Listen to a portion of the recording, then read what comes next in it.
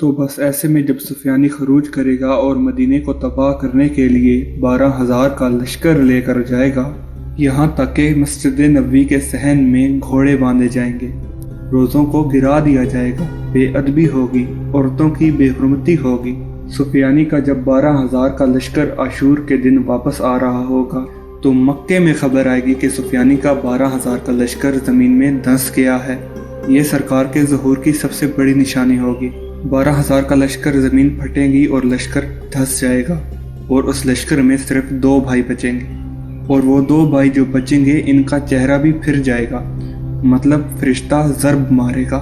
ایک بھائی دمشق جائے گا اور جا کر سفیانی کو خبر دے گا، اور دوسرا بھائی مکہ جا کر امام کو خبر کرے گا کہ 12,000 کا لشکر دھنس گیا۔ جیسے ہی خبر ملے گی کہ لشکر دھنس گیا ہے، امام اپنے ظہور کا اعلان کر دیں گے۔ امام اعلان کر دیں گے اپنے ظہور کا، خروج کا، اور اس کے بعد جہاد کا۔ میں شاید آپ سے بیان کر چکا ہوں کہ جہاد کیسے کیسے ہوگا۔ جب امام فتحیاب ہو کر مدینہ واپس آئیں گے تو مسجد کی تعمیر ہو رہی ہوگی، اور مسجد جو ہے دوبارہ اپنی اصل صورت میں بن رہی ہوگی۔ امام روضہ رسول میں داخل ہوں گے، اور داخل ہو کر 2 قبروں کو کھدوائیں گے اور فرمائیں گے کہ بس بانی حق زہرا، اٹھو، آج نکلو یہاں سے۔ جب وہ لاشیں نکالی جائیں گی تو صحیح سالم ہوں گی، خراب نہیں ہوگا، اور کفن بھی ویسے کا ویسا جیسے ابھی دفن کیا ہے۔ جب یہ سارا منظر لوگ دیکھیں گے تو یہیں سے لوگوں کے شکوک شروع ہو جائیں گے۔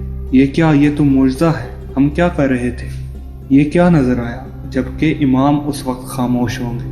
امام ان دونوں لاشوں کو خشک درخت پر لٹکا دیں گے، اور جیسے ہی وہ لاشیں خشک درخت پر لٹکا دی جائیں گی، درخت ہرے بھرے ہو جائیں گے، پتیاں نکل آئیں گی اور پھول کھلنے لگیں گے، پھل آ جائیں گے۔ بس یہ سارا منظر دیکھ کر امام کا آدھا لشکر یہ کہے گا کہ حق اب سمجھ میں آیا، ہم خواہ ہی دنیا میں غلط عقیدے میں پڑے ہوئے تھے۔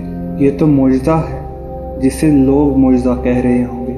اب جیسے ہی لوگ معجزہ کہہ رہے ہوں گے تب امام کی ذوالفقار چمکے گی، تب ذوالفقار نکلے گی، اور سرکار تمام لوگوں سے فرمائیں گے کہ یہ سب کچھ اس لیے تھا کہ مومن الگ ہو جائیں اور منافق الگ ہو جائیں۔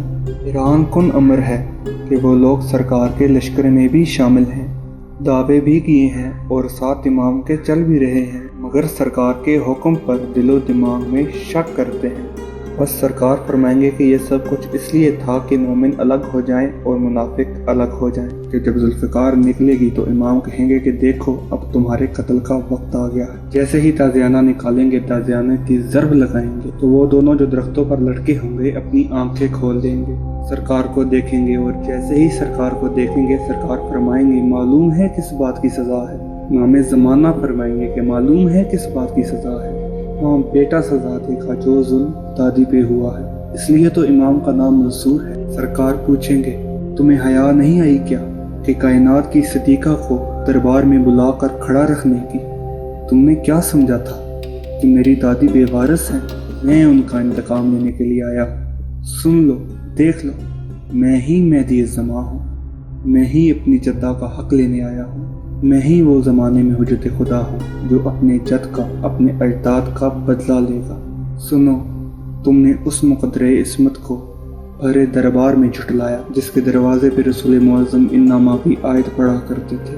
سرکار پوچھیں گے تم مر نہیں گئے، زمین پھٹ نہیں گئی کہ جب میری دادی نے روتے ہوئے یہ کہا کہ زہرا جھوٹ نہیں بولتی؟ تازیانے لگنے شروع ہوں گے اور سرکار ایک ایک ظلم کو بیان کریں گے، گھر کا جلنا، در کا جلنا، بیت الحسن کا جلنا، پسلیوں کا ٹوٹ جانا۔ سرکار یاد کرواتے جائیں گے اور اپنے پاک جدہ کا انتقام لیتے جائیں گے۔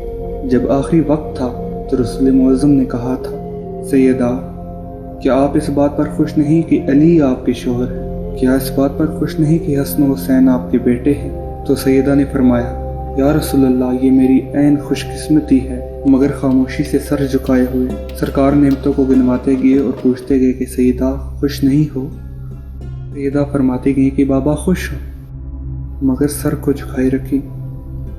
یہ آخری وقت تھا رسول معظم کا کہ تب رسول خدا نے فرمایا کہ فاطمہ آپ راضی نہیں کہ مہدی آپ کی نسل میں سے آئیں گے؟ اس لیے سیدہ مسکرائیں، اس لیے مرتے دم تک کسی نے سیدہ کو مسکراتے ہوئے نہیں دیکھا۔ جب جب مہدی الزمان کا ذکر آیا سیدہ کی مسکراہٹ کا سبب بنے سرکار۔ تازیانے لگائے جائیں گے، زندہ کیا جائے گا، اس لیے تاکہ سزا کا احساس ہو۔ بس امام تازیانے لگاتے جائیں گے اور پوچھتے جائیں گے کہ کیا سمجھا تھا کہ میرے جدہ بے وارث ہیں؟ یاد ہے نا کہ کوئی تازیانہ لے کر آیا تھا۔ سیدہ کا ہاتھ جوڑ الگ ہو گیا تھا۔